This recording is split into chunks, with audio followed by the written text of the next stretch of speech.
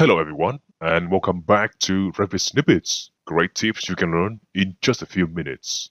This video is sponsored by standardise, the easiest way to run tag all on multiple Revit views and sheets. Also, say goodbye to overlapping tags. Standardise will turn this into this.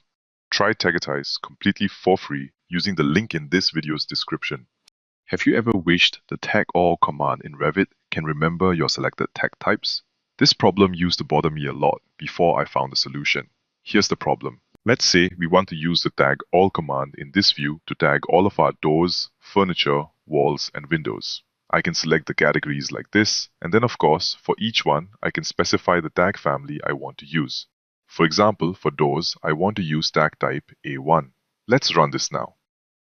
Okay, that looks alright. When I check the doors, they have been tagged with the right family type.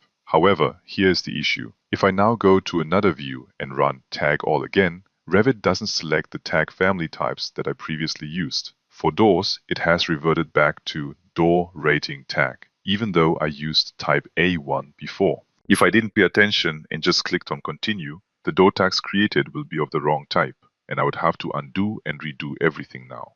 This may be okay if you only tap one or two views, but on a big project, sometimes we have to run tag all on hundreds of views, so doing the tag family type selection over and over again will waste so much time.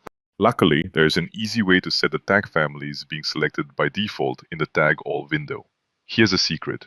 Go to the same place where you have the tag all button, but look further down below and click on this tag panel. In here, select loaded tags and symbols.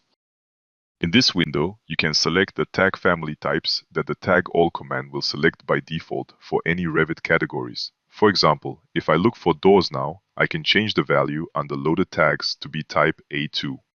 Let's click on OK to confirm.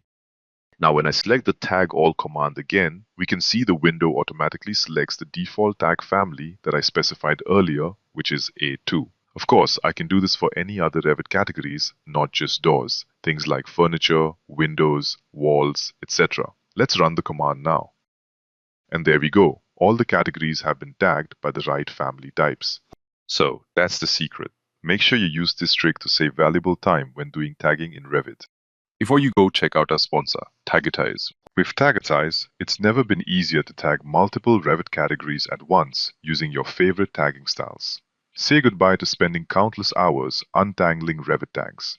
After running standardise on this view, for example, all my tags are perfectly readable. None of them overlaps with their hosts or other elements in the view. Try standardise completely for free today using the link in this video's description. If you like this lesson and want more like this every single week, make sure to subscribe to this channel now. For now, have a good day and I'll see you in the next tutorial.